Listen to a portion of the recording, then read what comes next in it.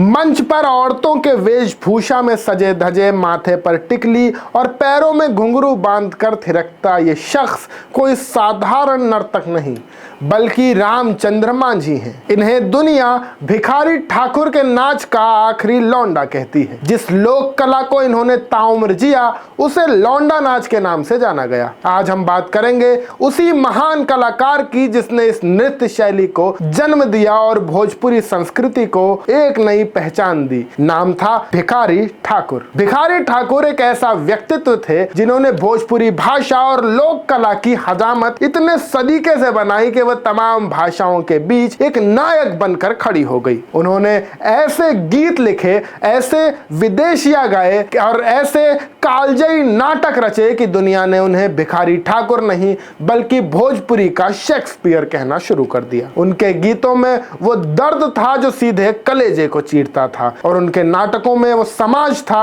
जिसे अक्सर हाशिए पर धकेल दिया जाता था। नमस्कार दोस्तों, मैं हूं आपका साथी शाश्वत सिंह दर्पण और आप देख रहे हैं हमारा स्पेशल कार्यक्रम वो पुराने दिन। आज हम एक ऐसे कलाकार की दास्तां सुनाने जा रहे हैं जिसने भले ही स्कूल की दहलीज को ज्यादा न लांघा हो लेकिन जिंदगी के फलसफे को इतना गूढ़ गढ़ा कि आज भी उनकी रचनाएं उतनी ही प्रासंगिक हैं जितनी 100 साल पहले थी। शारदा यूनिवर्सिटी के सौजन्य से पेश है। आज हम बात करेंगे भोजपुरी के अनगढ़ हीरे भिखारी ठाकुर की अनकही और अनसुनी कहानी की। भिखारी ठाकुर का जन्म 18 दिसंबर 1887 को बिहार के छपरा जिले के कुतुबपुर गांव में एक बेहद साधारण परिवार में हुआ था। पिता दल सिंह ठाकुर और मां शिवकली देवी चाहते थे कि भिखारी भी अपने पुश्तैनी पेशे यानी हजामत बनाने और चिट्ठियां बांटने के काम में लग जाएं। 9 साल की उम्र में उन्हें स्कूल भेजा गया लेकिन पढ़ाई में उनका मन रत्ती भर भी नहीं लगा। महज 1 साल में उन्होंने स्कूल छोड़ दिया क्योंकि उन्हें अक्षर समझ नहीं आते थे। लेकिन जिसे दुनिया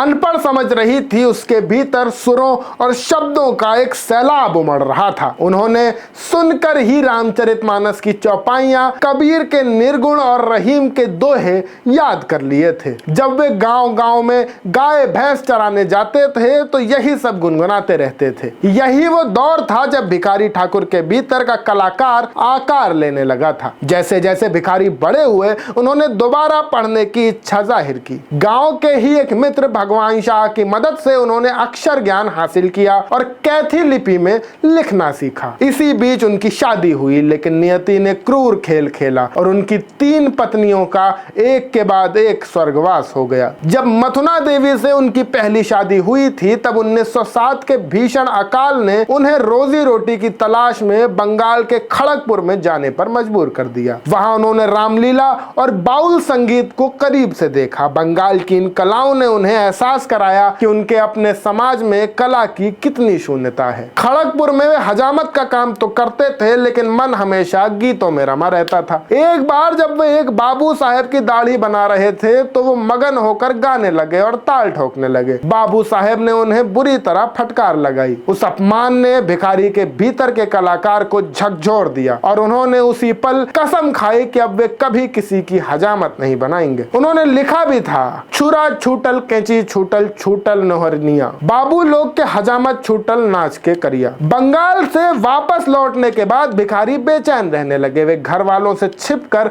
नाच देखने जाते थे जो उनके माता पिता को बिल्कुल पसंद नहीं था। लेकिन भिखारी ने ठान लिया था कि वे अपनी खुद की एक मंडली बनाएंगे। करीब 30 साल की उम्र में यानी 1917 के आसपास उन्होंने अपनी नाच मंडली की शुरुआत। उन्होंने रामलीला को छोड़कर नाच की ओर रुख इसलिए किया क्योंकि रामलीला साल भर नहीं की जा सकती थी और समाज को मनोरंजन के साथ साथ अपनी समस्याओं का दर्पण भी चाहिए था। उन्होंने गांव वालों को इकट्ठा किया, किसी को गायक बनाया, किसी को जोकर और किसी को नर्तक। वे खुद संगीतकार, निर्देशक और सूत्रधार की भूमिका निभाते थे। शुरू में उनके पास कोई मंच नहीं था, बस किसी पेड़ की छांव में चारपाई बिछाकर उनका नाटक शुरू हो जाता था। भिखारी ठाकुर ने जिस लौंडा नाच को प्रसिद्ध किया उसमें पुरुष ही महिलाओं के कपड़े पहनकर अभिनय करते थे। उस समय महिलाओं का मंच पर आना वर्जित था, इसलिए पुरुषों को ही साड़ी पहनकर लाली और टिकली लगाकर मंच संभालना पड़ता था। उनकी पहली रचना बिरहा बहार थी जिसने धीरे धीरे उन्हें शोहरत की बुलंदियों पर पहुंचा दिया। ताज्जुब की बात बात यह है कि उन्हें ढंग से लिखना नहीं आता था, फिर भी उन्होंने 29 पुस्तकें लिख डाली। वे गाते जाते और कोई दूसरा उसे लिखता जाता। उनकी सादगी का आलम यह था कि वे कभी कुर्सी या चारपाई पर नहीं बैठते थे, हमेशा जमीन पर चटाई बिछाकर बैठते थे और खुद को 3rd क्लास का आदमी कहते थे। एक बार जब स्टेशन पर उन्हें देखने के लिए भारी भीड़ उमड़ी तो उन्होंने मुस्कुराते हुए कहा था कि मैं भी तो इन आम लोगों जैसा ही हूँ, इसलिए ये मुझे देखने आए हैं। भिखारी ठाकुर सिर्फ एक कलाकार नहीं बल्कि एक समाज सुधारक भी थे। उन्हें जीव हिंसा से नफरत थी। एक बार उन्होंने देखा कि कुछ कछुओं के पैरों में धागा बांधकर बेचने के लिए रखा गया है। उन्होंने